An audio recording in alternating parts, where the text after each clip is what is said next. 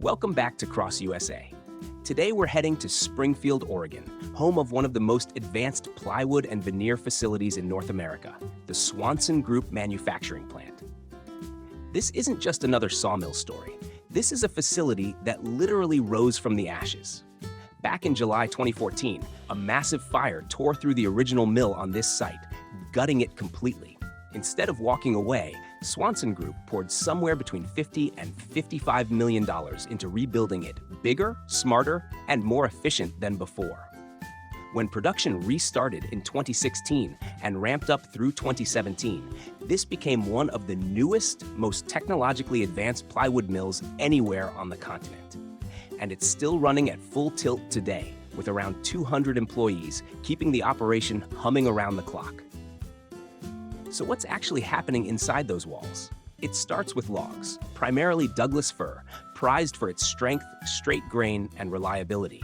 The same species that built half the houses on the West Coast. Before a log ever touches a blade, it's debarked and sent into massive log vats, where it's soaked and steamed to soften the wood fibers. That step matters more than people think. You can't peel a cold, stiff log cleanly, so conditioning it first is what allows for a smooth, continuous ribbon of veneer instead of a torn, splintered mess. Once conditioned, the logs move to the heart of this operation, a state-of-the-art mine-on lathe. Picture a log spinning at high speed against a razor-sharp blade that shaves off a continuous sheet of veneer, sometimes over 100 feet long, peeling it off like unrolling a giant sheet of wrapping paper. This rotary peeling process turns a round log into thin, flat sheets of green veneer in a matter of seconds. From there, the veneer gets clipped to size, graded for quality, and sent into one of 3 massive veneer dryers, which pull out the moisture using controlled heat until the sheets are stable and ready for the next stage. Here's where the real craftsmanship comes in: layup. Workers and machines stack dried veneer sheets crosswise, with the grain of each layer running perpendicular to the one below it. That cross-graining is the secret to plywood's strength. It spreads stress in every direction, instead of letting the wood split along a single grain line. Adhesive is spread between every layer, and the stacked panel is fed into one of 3 massive hot presses, where heat and enormous pressure cure the glue and bond every sheet into a single rigid panel in just a few minutes. After pressing, panels are trimmed to exact dimension, sanded smooth, and inspected for defects before they roll out as finished sheathing, siding, underlayment, sanded panels, or specialty overlay plywood, the high-end product this mill is actually famous for. Overlay plywood gets an extra resin-coated surface layer, making it tougher, smoother, and more weather-resistant, which is why it ends up on concrete forming jobs, signage, and construction projects all over the country. One detail a lot of guys appreciate: almost nothing here goes to waste. Bark, sawdust, and ply trim scraps are burned as fuel in the mill's own boiler system, generating the heat used to run the veneer dryers and presses. It's a closed-loop operation. The mill essentially powers its own production using its own leftovers. From log to finished panel, this entire process is a masterclass in industrial efficiency, turning raw Oregon timber into some of the highest quality plywood products on the market today.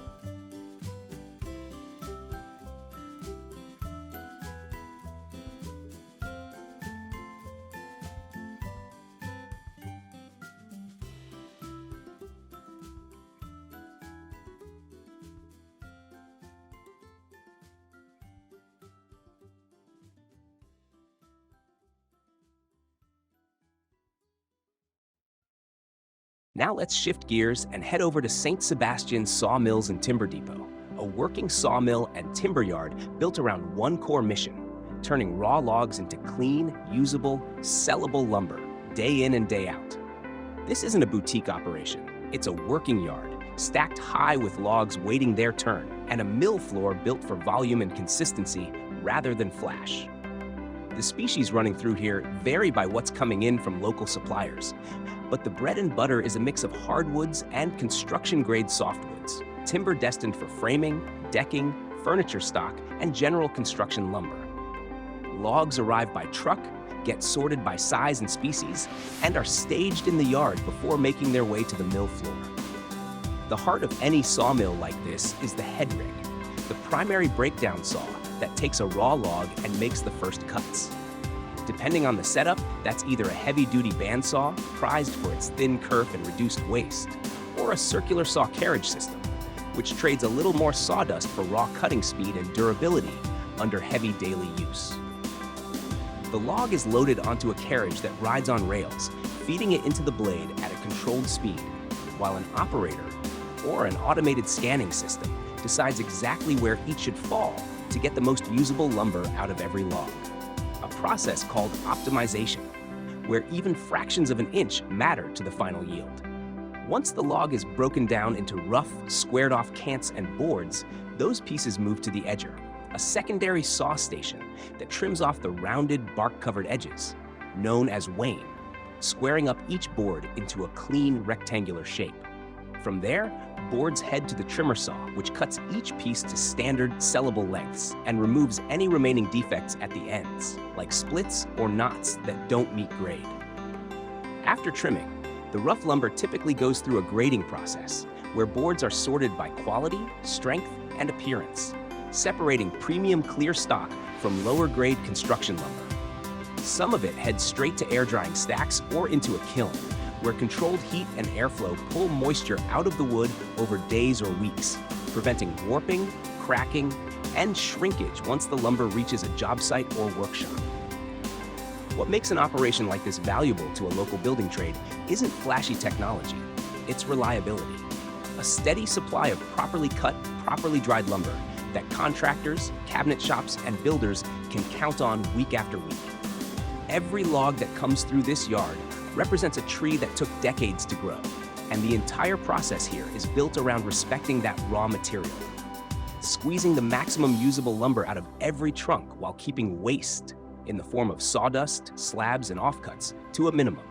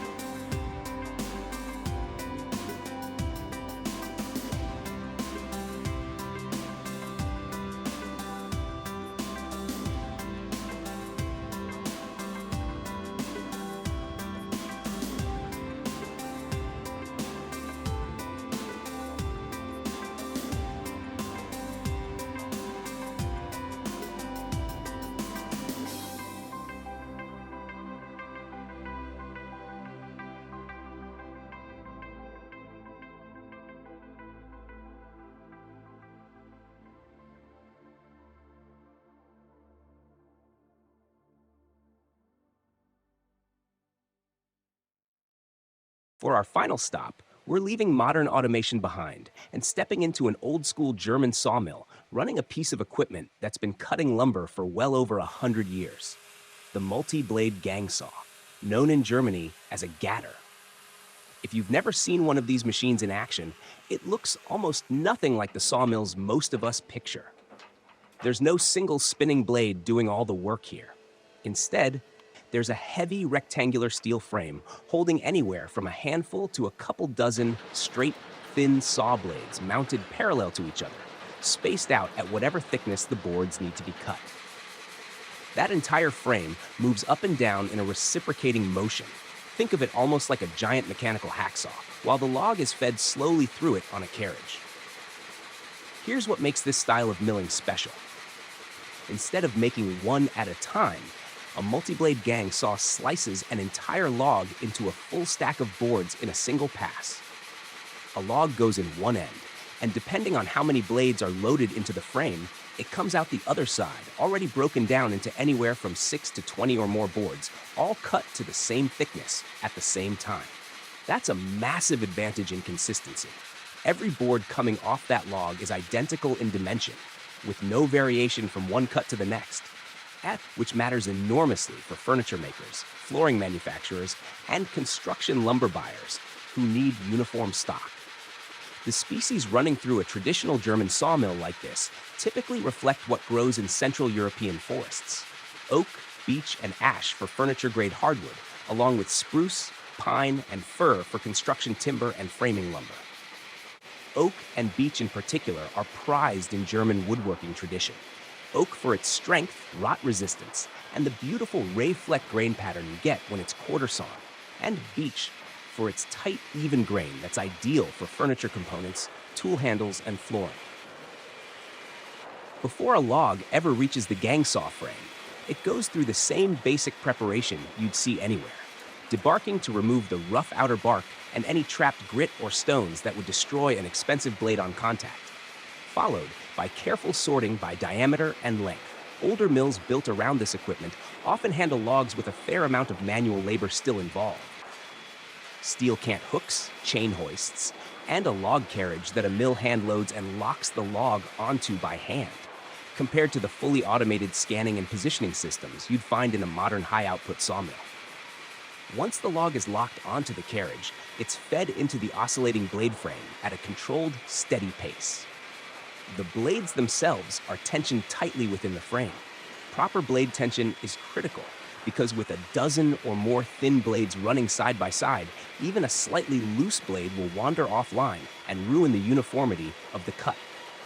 The whole frame reciprocates vertically at a set speed while the carriage inches the log forward, and the blades do their work on the downstroke, shearing through the wood fiber by fiber. It's a slower process than a modern band mill or circular headrig, no question. But what it sacrifices in raw speed, it makes up for in precision and yield. Because the kerf, or the width of material lost to each cut, on a well-set-up gang saw can be remarkably tight, especially compared to older circular saw designs, meaning less of the log ends up as sawdust and more of it ends up as usable lumber. This style of milling actually traces its roots back centuries, originally powered by water wheels in mills built along rivers throughout Germany and the surrounding regions. A water-powered gang saw could run continuously as long as the river kept flowing, cutting lumber for local villages, shipbuilders, and eventually the massive timber frame construction industry that shaped so much of traditional German architecture. As steam power and later diesel and electric motors took over, the fundamental design of the multi-blade frame saw didn't change all that much because it didn't need to. The core mechanical principle of multiple parallel blades reciprocating through a log was already about as efficient a solution as you could ask for, long before anyone had computers to optimize a cutting pattern. What's remarkable is that this equipment is still in active use today, particularly at smaller, family-run German sawmills that specialize in high-quality hardwood lumber rather than chasing the sheer volume of an industrial softwood operation. For these mills, the gang saw isn't a relic. It's a workhorse that produces exactly the kind of consistent, precisely dimensioned lumber that furniture makers and specialty woodworkers are willing to pay a premium for. There's also something to be said for the mechanical simplicity of the design. A gang saw has fewer of the complex electronic scanning and positioning systems found in modern optimized sawmills, which means less that can break down, and a mill crew that knows the machine inside and out can keep it running reliably for decades with proper maintenance. After the log passes through the frame and emerges as a stack of parallel boards, those boards are separated, and each one moves on to edging and trimming, just like at any other sawmill, squaring off the rough, bark-covered edges and cutting each board to a standard sellable length.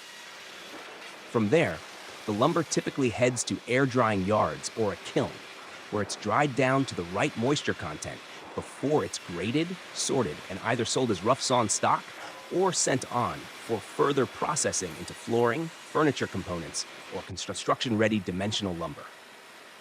There's a certain old-world satisfaction in watching a machine like this work. No flashing screens, no robotic arms, just raw mechanical force, tight tolerances, and a design so solid it's outlasted multiple generations of woodworkers. It's a reminder that not every advancement in industrial wood processing came from computers and automation. Sometimes the smartest solution was figured out 150 years ago, and it's still doing the job just as well today.